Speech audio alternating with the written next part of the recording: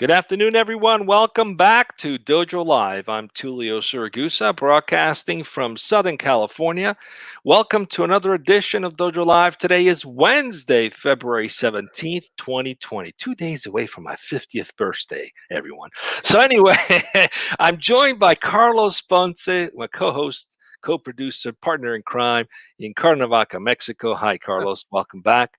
And of Thank you. course, our guest, this is why we do this, Jordan Wexler, who's the CEO at EarlyBird, broadcasting from Brooklyn's in the house. Hi, Jordan. Welcome to the show. Brooklyn. Thank All right. you. Welcome to the show. So before we go into it, it's an interesting topic today about how to invest in the next generation, specifically financial literacy for the next generation. Probably for all of us, need a little bit more financial literacy, surely. But before we go into that topic, let's get to know you a little bit. Please tell us everything about Jordan.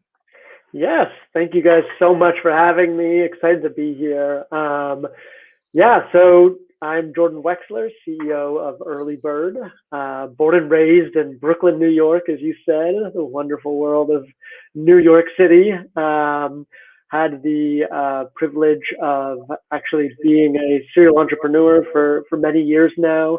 Started my first business in China back in 2012. Went out there and started a boutique consulting firm called Succeed Overseas. That was an exciting, wild adventure. We can talk for another day. Sold that company in 2014 in Shanghai, and it's actually where I met my business partner today, Caleb Frankel, and came back, started another venture, and then ended up joining a software development company called Agility as the COO for about 4 years, end-to-end product development. So got to work with just incredible early stage startups, stage startups, really learning from just awesome entrepreneurs how to bring products to market. And then on the other side of it, I also started a nonprofit with my father called Recovery Through Entrepreneurship that teaches digital literacy and entrepreneurial skills to previously incarcerated individuals. And so we really go through a process of learning how do you maximize the beauty of a computer today and the accessibility to education and knowledge, and then how do you start to really think about the world from an entrepreneurial lens and an entrepreneurial mentality. So identifying problems and designing and building solutions so that you can be proactive and start to really, launch the next stage of their career. I love it. We could have a whole show just about the nonprofit. We might have to book would you love back to. for that. But Would today love to. we're talking about EarlyBird. Tell us what it's all about. What gave birth to this idea? What do you guys do? Yeah. So EarlyBird all started 3 years ago when my beautiful baby niece was born, Isadora, and found myself head over heels spending hundreds and hundreds of dollars on the most ridiculous things you could ever imagine. Baby Nick's shoes that cost me $100, just things that she never wore or needed. And I thought that this was a waste, and I wanted to have a bigger impact in her life. So I actually proactively went into Robinhood 3 Christmases ago, found an index fund I liked, put in $500, and I called it the Jordo Fun Fund. And I was going to do that every year, bring her along the journey, teach her everything I could. Then my best friend had twins. I was named the Godfather, same story. This time, 6 best friends, all trying to buy stuff for them. We spent $400 and just wasted our money. And so for me, investing really changed my life. When I was 10 years old, I was lucky enough that my dad gave me some money in a brokerage account and gave me one rule: I couldn't take out the money. And I was just like, oh my God, this is incredible. I'm rich. I just went super deep into what is investing and how does it work, and build this beautiful relationship with my father, talking about business and just, how, and that was really the beginning of my entrepreneurial interest and excitement. And I ended up using those funds to fund Succeed Overseas that I just mentioned. And of course, credit the ability to do that with capital from the young age. And then more importantly is that deep knowledge and confidence that you get understanding money. And that is really what we're talking a lot about today, is that at the earliest stage, learning about finance and money in a way that is approachable and applicable to everyday life. And that changed everything for me. And so we did a deep dive, competitive analysis, what's available out there. There's lots of great apps and robo-advisors, like apps like Acorn, Stash, Wealthfront, that are all doing great work. But we found that none of them were solely focusing on next generational wealth. And more importantly, none of them have found a way to truly leverage and tap into the gifting economy and the power of your network and community around these kids we love most, which I'm sure you guys have many kids in your lives that there are ways to give more to them and stay more connected to them. And that's how EarlyBird started. All back in 2019 was when it got really serious, and was able to recruit my co-founder Caleb Frankel, who has had a very successful career in the startup world, and we both went all in, and it's been quite the journey since. Awesome. All right, let's go right into it. Carlos, please introduce the topic today. I'm curious to go right into it today. Please unmute yourself first. The old mute. Yeah, I mean, since we're all, as you probably know, we're all working from home these days, so we got to keep the noise out, guys. So please bear with me. So, Jordan, thank you for joining us today on the show. It's a pleasure and an honor to have you here. So, listen, Julio, about the topic. Well, as you and the audience might know, we're all going through a very uncertain time, to say the least, and there's a lot of ups and downs. So, a lot of us who are parents might be wondering how we can raise our kids with to be financially literate, thinking ahead, right? So especially with so much debt and financial uncertainty. So today the topic that Jordan chose was how to invest in the next generation, right? Cool. Jordan, first question for you is, why did you choose this particular topic for this conversation? And why did you think it was relevant for this day and age? Let's start with that. Thank you. Yeah, definitely a great question. So for us in EarlyBird, we really have three key pillars of success and value: financial literacy, financial empowerment, financial freedom. Right. And we think it is just so critical in today's world to truly find ways at the youngest age to begin that introduction about what is investing and saving, and really understanding the order of operations in that story of knowledge, right? Because a lot of people now are looking at ways to give kids debit cards and potentially credit cards, and that is all really great and teaching a lot of important values. But what's most important is to actually start with that foundational knowledge of what does it mean to save, and more importantly, what does it mean to invest and to have your money make money. And the beauty of it is that a 5-year-old kid can actually begin to comprehend that and digest that information. And as we know, kids are sponges, and if you start them at those earliest ages, the beauty of that knowledge that you can gain is incredible and so impactful. And unfortunately, schooling today and traditional educational curriculums do not cover this subject like we believe that it really needs to and should, because it's one of the most practical applications of your life, right? How do you establish a true financial foundation that you can continue to build on top of? Great.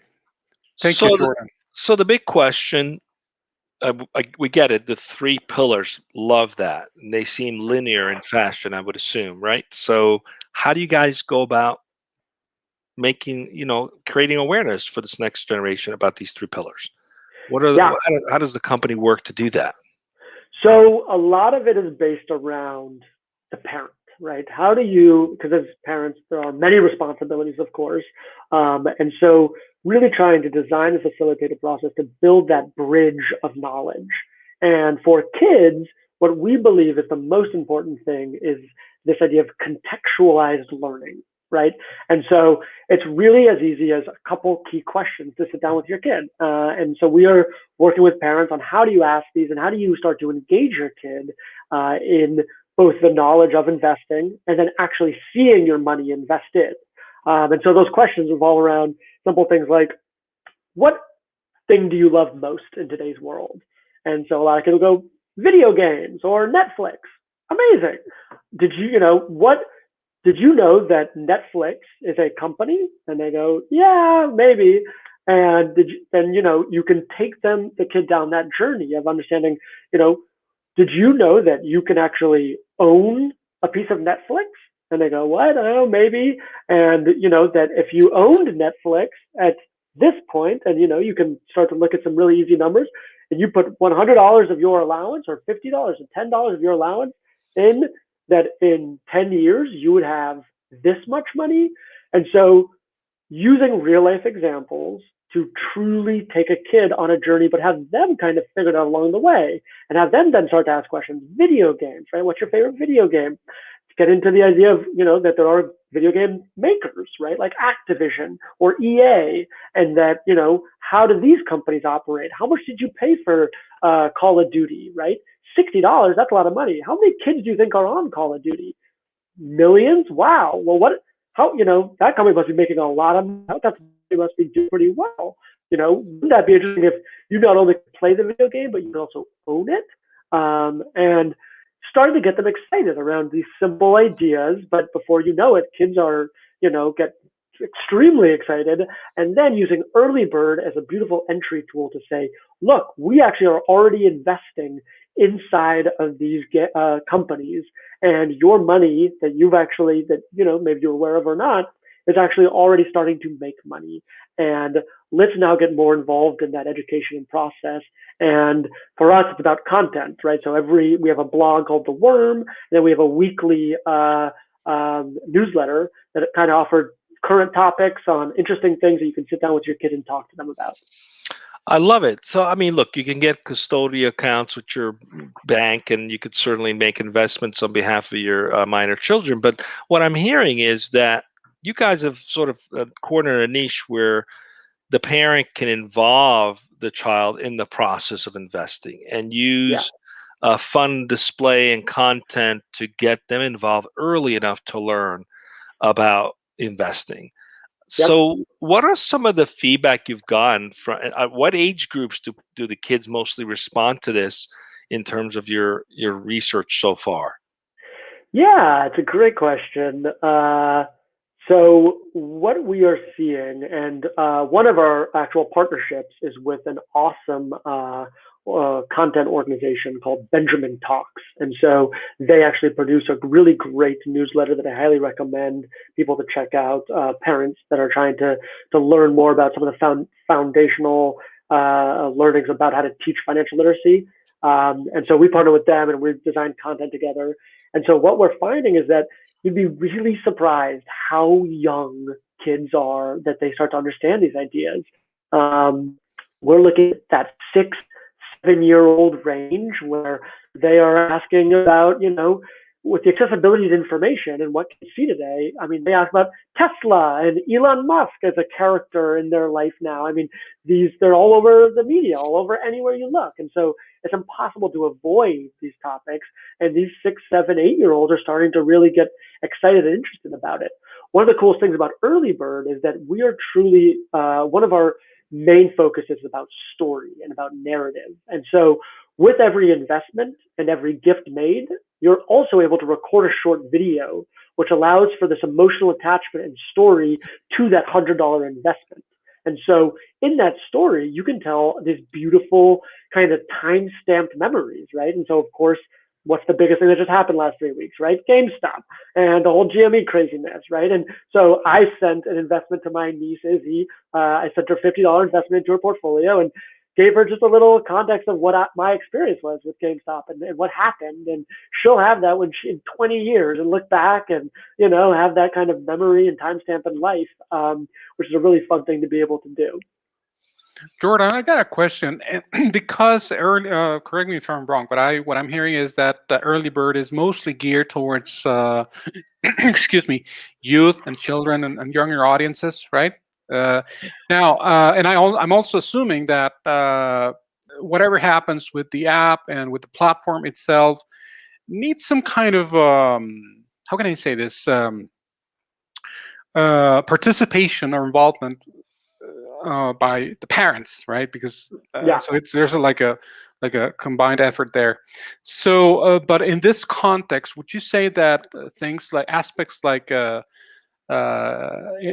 gamification and even the companies themselves in which to invest, for example, let's say I'm just from the top of my head, Disney, for example, do you think that these types of elements are a game?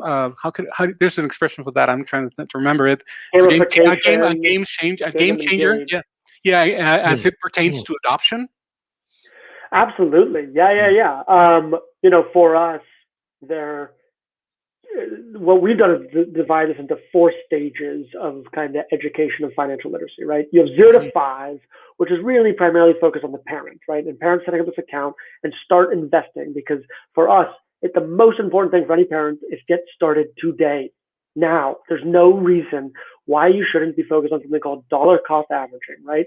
Where you figure out how much money do you make a month, how much of that is capital that you can take out from all of your expenses that you can put away every month or every week even, and you can start to invest now. That's the most important thing. So our primary focus is actually on the parents, right? To get them onboarded and to start investing and put away.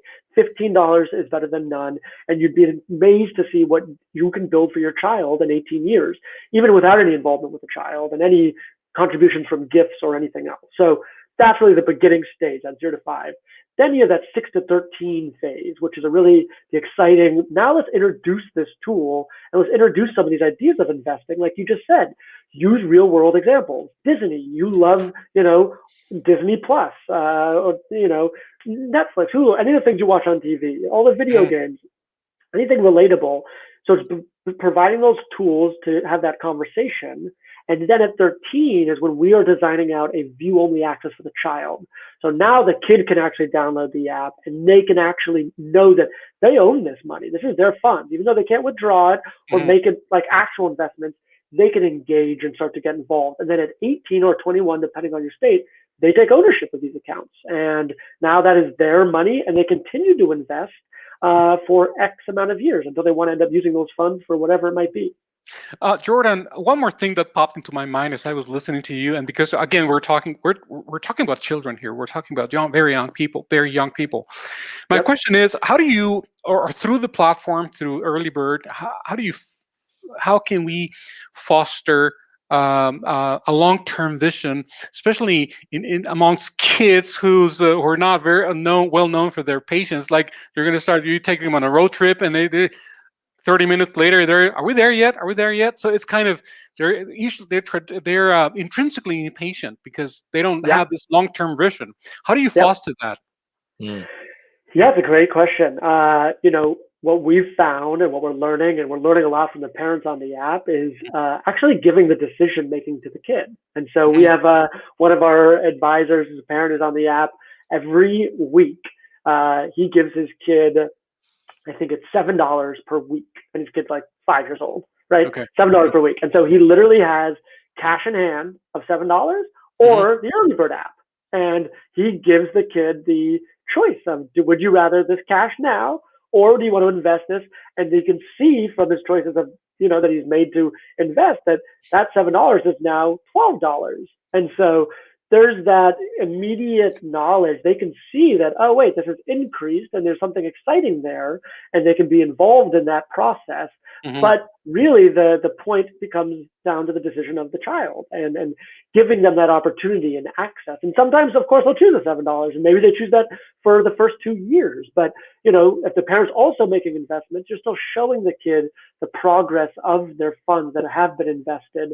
And you can show them the gains or losses, of course, in their portfolio, and still find ways to get them to see the impact that it can have to make an investment. So that's, patience is, every kid is different. Yeah. And that's why, of course, we encourage the parent to set us, they're investing for their kid, of course. So, but these are ways to get your kid to start being involved. Absolutely. Thank you. Thank you, Jordan. I want to go back to something you said earlier. You alluded to, I think it was your nephew or someone, where you were going to add funds into their investment account. So is it safe to say that this platform also allows, let's say I have a birthday coming up, right? Could I tell my family members, hey, here's an option for you. Go buy some stock for my daughter. She's kind of interested in these things. Or is it able to extend where people can contribute stock to the portfolio? We are a gifting platform, actually. Really? So we are a robo-advisor, but what is truly differentiated around EarlyBird is that we are a gifting platform. So we are the easiest, most meaningful way to gift a financial asset. That is who we are. So Uncle Jordan can go into the app, I can select Izzy, my niece, how much I want to invest, $100, and then I'm able to record this video memory, and I'm able to click invest. And I'm able to send the best gift possible and the most meaningful gift possible to my niece. And so I just did one recently she lost her first tooth. And so I invested $15 as the tooth fairy. I dressed up as the tooth fairy, made a ridiculous dance, and I sent that off. And she doesn't maybe know the $15 investment because she's only, 4 years old now, but she saw that video and loved it. And every morning she asks, can I watch, Uncle Jordan as the tooth fairy? So she knows the app's there, the video lives there. So it's starting to introduce that. That's another piece of that. How do you get the kid involved? Is all these memories and fun, things that they get to see and be involved in at that earliest age. So she knows the video's there, but then the investment, of course, also happens. So absolutely, we are a gifting platform, and that's what we truly believe in. And it's shifting the dynamic too of gifting being transactional, right? One-off, you give a check, you give cash, that's it, you're done. That was a great birthday, fine. This is much more of a long-term connected transformational process, right? I've given that gift and now I'm part of that memory in her life forever. And I will be part of continuous milestones throughout her life because I want to celebrate those. And you can do that through EarlyBird. Brilliant. So this begs this question now, right? In terms of next steps for you as a company in enabling parents or more people to be able to use this platform as a gifting solution, are there plans to incorporate, how you go to Target or what have you, check out, you have all these prepaid cards you could buy, or you go to CVS or Walgreens, right?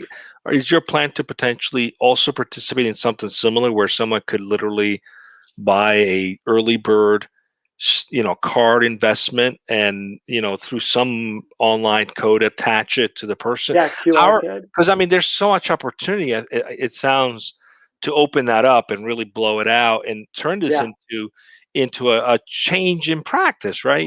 The more it's, in other words, go to where the consumers are. What are the plans to do that? Are there plans to do something like that? What are your thoughts? Yeah, definitely. So, in our space, right, user acquisition is really the name of the game, right? This is a B2C company, so we're direct to consumer, and we really have to always find creative solutions on how do you get EarlyBird out there and make it as easy and as accessible as possible. And so one of the things on the gifting element is definitely creating this physical representation of an EarlyBird investment. And so right now we're designing out a card that's an AR card, so that it's a physical, so you'll get the card in the mail, and there'll be a QR code you can scan, the gift will pop up, but then you'll also be able to scan the card through your iPhone camera, and you'll be able to see the card come to life. So we have these characters in EarlyBird, that's the bird and the worm, and so through AR, you'll be able to actually see the worm interact with the bird, and kids absolutely love it. And that's the beginning of that physical representation. We haven't gone down the road yet of offering, an actual gift card, but for us, partnerships is everything. So, finding awesome brands that are mission aligned, really invested in building a better financial future for the next generation, right? That's what we're talking about, and that's what we care about. And so every brand wants to be part of that journey. So we're working with a lot of different cool organizations that have physical products, like say diapers, or that we can add cards inside of those products as almost an add-on to someone going to buy it and then getting, a $15 investment from Pampers, or a $20 investment from, whatever baby brand or child brand that they're already buying. So it's this win-win solution. So for us, it's more that partnership world, so that we can get in front of people that are already invested in those brands, and now getting an extra add-on through an investment from EarlyBird into their child. I have to admit, I've never heard an easier way to save for your children's future than this. It just seems like such a simple, brilliant, and fun way to involve your child in their savings from early on. Carlos, I think you had a follow-up question.